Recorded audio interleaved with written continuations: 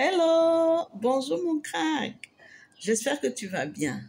Alors, pour ceux qui ne me connaissent pas, je vais d'abord me présenter. Je suis conseillère Aline.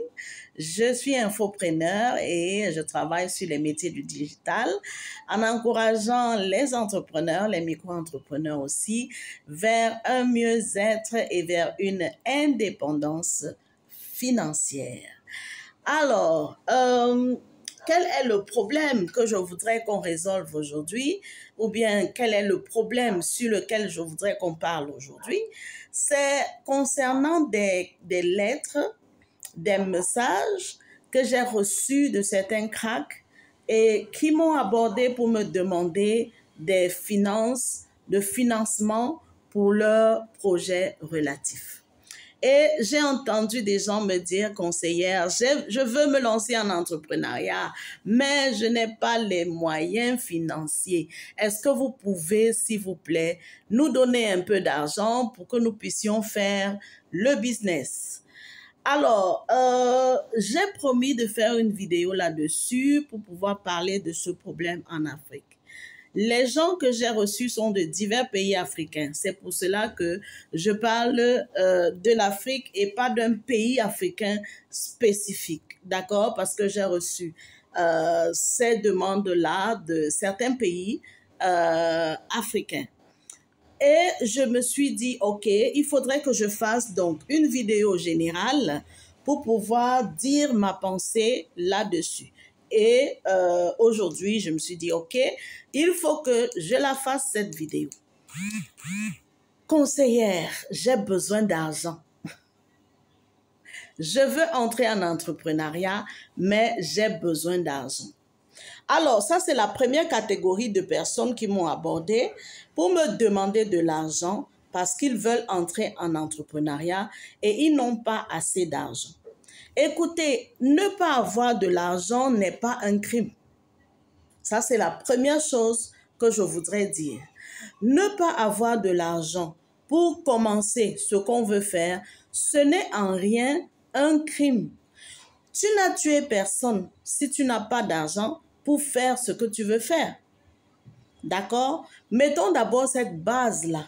Parce qu'il ne faudrait pas que des gens commencent à s'apitoyer sur eux-mêmes parce qu'ils n'ont pas d'argent pour pouvoir entrer en entrepreneuriat. J'ai suivi les messages de conseillère Aline, mais je n'ai pas d'argent. Oh, vraiment, je suis misérable, etc., etc.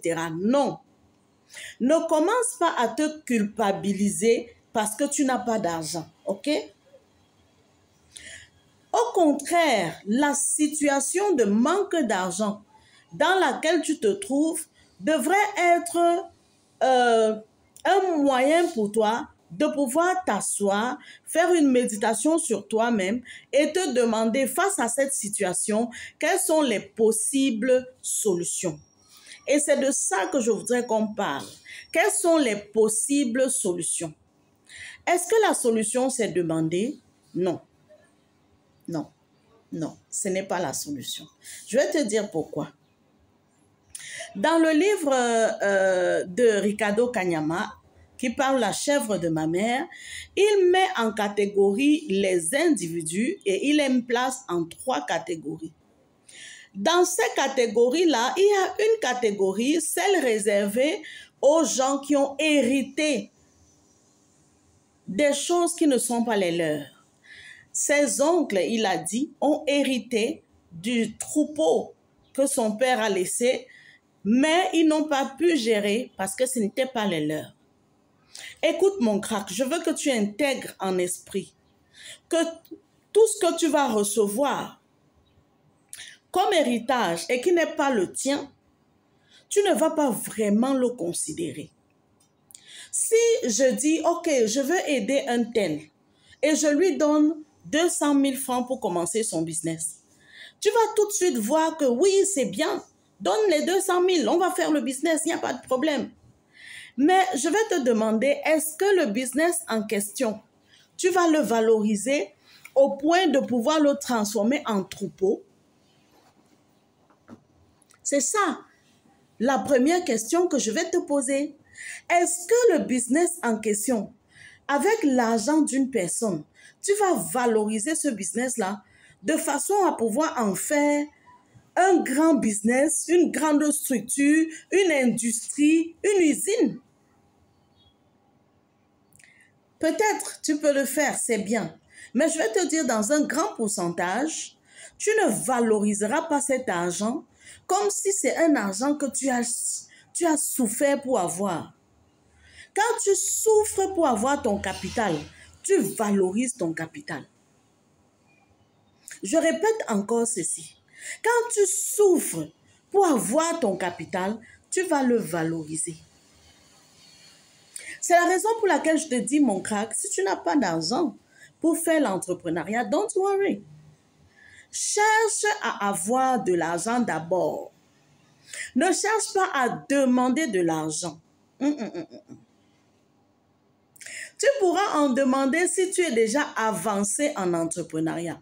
Ne prends pas un argent demandé pour commencer l'entrepreneuriat. You will not cherish it. Tu ne vas pas valoriser ça. Alors, pour ce faire, je vais te proposer certaines petites choses. D'accord? La première chose que je vais te proposer, c'est l'information. L'information. Il faut que tu ailles à la recherche de l'information par rapport aux services que tu peux rendre à des gens dans ton environnement. Parce que tu veux te constituer un capital. D'accord? Va à la recherche de l'information. Cherche dans ton quartier quel est le service que je peux rendre à une femme ou bien à un monsieur ici qui n'a pas la possibilité de le faire très rapidement. Rends des services. Positionne-toi comme une personne qu'on peut commissionner. Par exemple, positionne-toi comme une personne qui peut venir dans une famille faire les tresses aux enfants chaque semaine. Par exemple, si tu fais dans une famille de 3 personnes, tu fais les tresses de 1000 francs par personne, ça te fait 3000 francs. On est d'accord? En entrepreneuriat, on valorise même 5 francs. Ne me dis pas que, oh, conseiller, 3000 francs, c'est quoi? Moi, je vais faire un business, le capital de mon business est 100 000. Tu vas commencer humblement par rendre des services qui vont faire en sorte que tu puisses amasser un capital au point d'avoir tes 100 000. Si tu as 5 familles comme ça, qui t'attendent chaque samedi. Je me souviens quand j'étais à l'université, j'avais des familles comme ça où j'allais tresser les filles chaque samedi. Et une autre famille où j'allais faire la lessive. Je lavais les habits, les vêtements et je les repassais le soir. Chaque samedi, en tant qu'étudiante. Est-ce que ce n'est pas possible de faire la même chose aujourd'hui? Regarde un peu, s'il te plaît. Si tu as 5 familles dans ton quartier, tu ne prends pas le transport. Dans ton quartier, parce que moi, dans mon cas, je prenais le transport à l'époque pour aller dans un autre quartier pour tresser certaines personnes. Et je prenais le transport pour aller dans un autre, laver des vêtements. Supposons que tu aies donc 5 familles de 3 personnes, ça fait 15 personnes. Si mes calculs sont bons, 3 fois 5, ça fait 15. Ça veut dire que le samedi, là, tu as 15 000 dans ta poche qui t'attendent chaque samedi. Et si tu as donc 15 000 dans ta poche chaque samedi, fois 4, tu vois que tu es au-delà de 50 000, n'est-ce pas? Tu es au-delà d'une recette de 50 000 mensuels pour un service que tu as rendu. Maintenant, dis-moi, qu'est-ce que tu fais de ces 50 000? Parce qu'il y a des gens, oh, j'ai eu un besoin, j'ai utilisé d'abord ce que j'ai gardé pour mon capital. On ne touche pas au capital. I said it before, don't touch the capital. Je l'ai dit au départ, dans une vidéo, ne touche pas au capital. Non, c'est le capital. You have to honor the capital. Tu dois honorer ton capital. Si dans tes 50 000, tu te dis, OK, je vais garder 20 000 pour le capital et je vais manger 30 000. Quand je dis manger, c'est-à-dire tes besoins, d'accord? Les besoins de toutes sortes que tu peux avoir. Ça veut dire que pour avoir tes 100 000, il te faut 5 mois. Si tu gardes 20 000 par mois, en 5 mois, tu as 100 000. Si tu gardes 25 000 par mois, en 4 mois, tu as 100 000. Tu as le capital. Bon, supposons que tu es un homme, tu ne peux pas tresser les gens. L'information.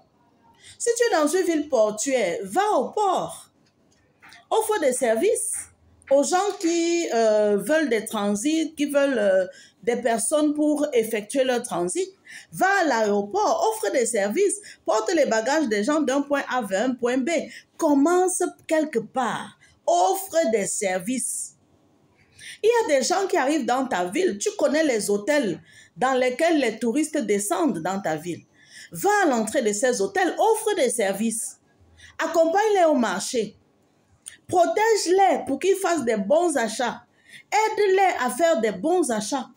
Tu vas voir qu'au final, en un mois, tu vas t'en sortir avec les 100 000. Si tu fais comme ça pour un touriste chaque jour et que le touriste te donne 10 000 la journée, tu vois qu'en 10 jours, tu as 100 000. Hein? Mon crack, s'il te plaît, ne prends pas de l'argent pour commencer un business. À moins que ce soit ta famille qui veuille t'aider, ok? Si ta famille veut t'aider, elle croit en ton business et elle se dit, ok, aidons notre fils ou bien notre fille, ok. Mais si ta famille ne t'a pas aidé et que toi-même tu n'as pas un financement, crée de l'argent en rendant des services. Crée de l'argent en rendant des services. Create money by offering services. Help people to do what they want to do and they will pay you. The money you will have, you save some. You can save 20%. You can save 15%. You can save 10% until you get the capital. Because that's the main thing you are looking for. Don't beg for money. Don't ask for money. When you want to start a business, don't do that. Okay? La deuxième catégorie des gens qui m'ont écrit, c'est des gens qui m'ont dit, ok, conseillère, on a déjà une partie, il nous en reste une. Il y a un qui m'a écrit, j'ai déjà 2 millions en banque, il me faut 1 million. Est-ce que tu peux me donner 1 million pour pouvoir acheter quelque chose pour fluidifier mon business?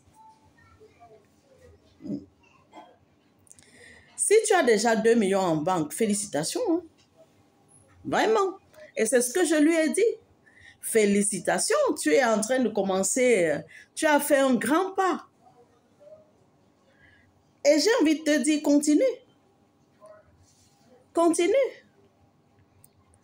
Si tu sais déjà épargner, s'il te plaît, continue. N'arrête pas. N'arrête pas. N'arrête pas.